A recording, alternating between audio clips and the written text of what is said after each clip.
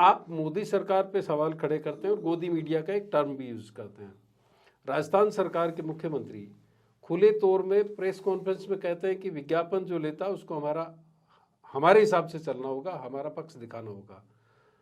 उनको press council का notice मिलता है। शायद पूरे हिंदुस्तान में पहले मुख्यमंत्री हैं जिनको प्रेस काउंसिल ने इस तरह का नोटिस दिया और उस पर कभी कोई सवाल खड़े नहीं होते। मुझे लगता है कि ये बहुत ही गलत है। अगर माफ़ कीजिएगा, मुझे आप ही के ज़रिए मालूम पड़ रहा है, क्योंकि हमारे संविधान में मीडिया को जो अधिकार है वो article 19 freedom of speech and expression, जो मेरी आज़ादी है, अभिव्यक्ति की आज़ादी, फ्री स्पीच की आज़ादी, वो मीडिया को भी संविधान में एक आम व्यक्ति के रूप में मिलती है। आप मीडिया पर्सन होंगे लेकिन आपकी आज़ादी प्रोटेक्टेड है because of that.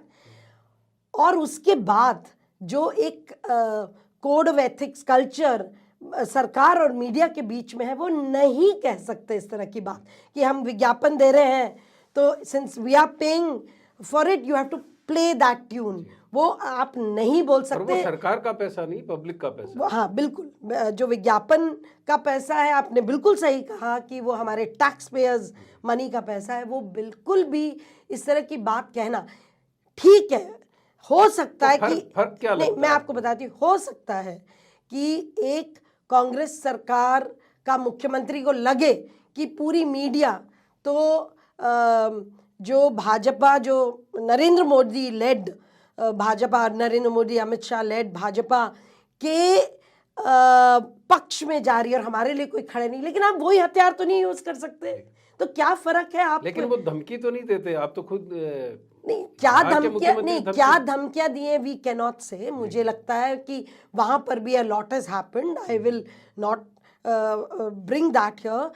A lot has happened. वहाँ पे भी different types of controls have happened. लेकिन अगर एक पब्लिक मंच से कोई मुख्यमंत्री हो, ये तो बिल्कुल भी एक्सेप्टेबल नहीं है, क्योंकि आप कंट्रोल कर ही नहीं सकते हो।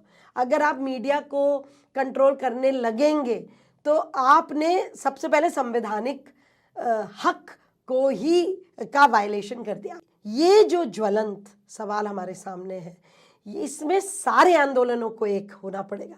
हम इस देश, हम वी रियली लव इंडिया। हम विदेश, मुझे मौका मिला है विदेश इतनी बार जाने का, और मुझे IDS ससेक्स में फेलो भी मैं थी, लेकिन मैं देश वापस आई because I love this country. मैं यहाँ पे काम करना चाहती हूँ। और इस देश अब हमारे सामने नरेगा की लड़ाई, राइट टू फूड, आपको पता है, मैं उसके बारे में बताना चाहूँगी।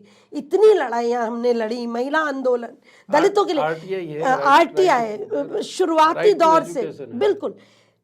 लेकिन ये हमारे मुद्दे थे, हम उठा सकते थे जब लोकतंत्र हमारे लिए हमेशा, हम लोग सोचते थे दिस विल नेवर गो। लेकिन आज तो संविधान बचेगा या नहीं बचेगा, ये लोकतंत्र सिकुड़ रहा है। जितने भी हमारे डेमोक्रेटिक इंस्टीट्यूशंस हैं, चाहे वो ब्यूरोक्रेसी हो, चाहे वो जुडिशरी हो, सब पे एक तरीके से प्रहार है।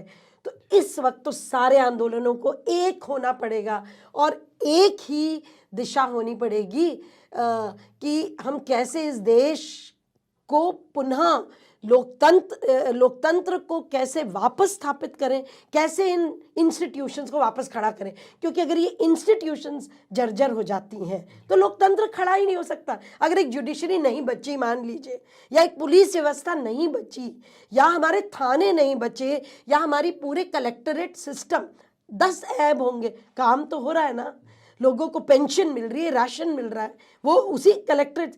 ये इंस्टीट्यूशंस को खड़ा रखना बहुत ज़रूरी है। ये डेमोक्रेटिक इंस्टीट्यूशंस है और ये संविधान की शपथ से, जितने भी सरकारी मुलाजिम होते हैं, संविधान की शपथ से ये है कि इंस्टीट्यूशन खत्म नहीं हो रहे, उनको ठीक किया जा रहा है।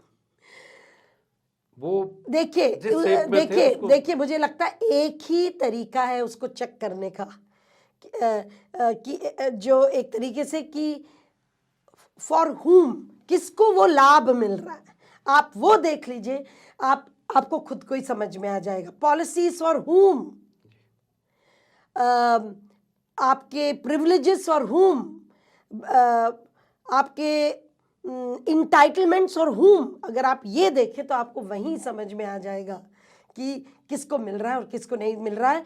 तो जहां एक मैं ये कहना चाहूँगी आपके साथ कि ठीक बिल्कुल नहीं हो रहा, तो हम लोग 107 हंगर इंडेक्स में नहीं होते, हम लोग फ्री स्पीच में भी इतने नीचे होते। हमारी इनीमिया और मैल न्यूट्रिशन की क्या स्थिति है? 57% औरतों को तो इनीमिया है।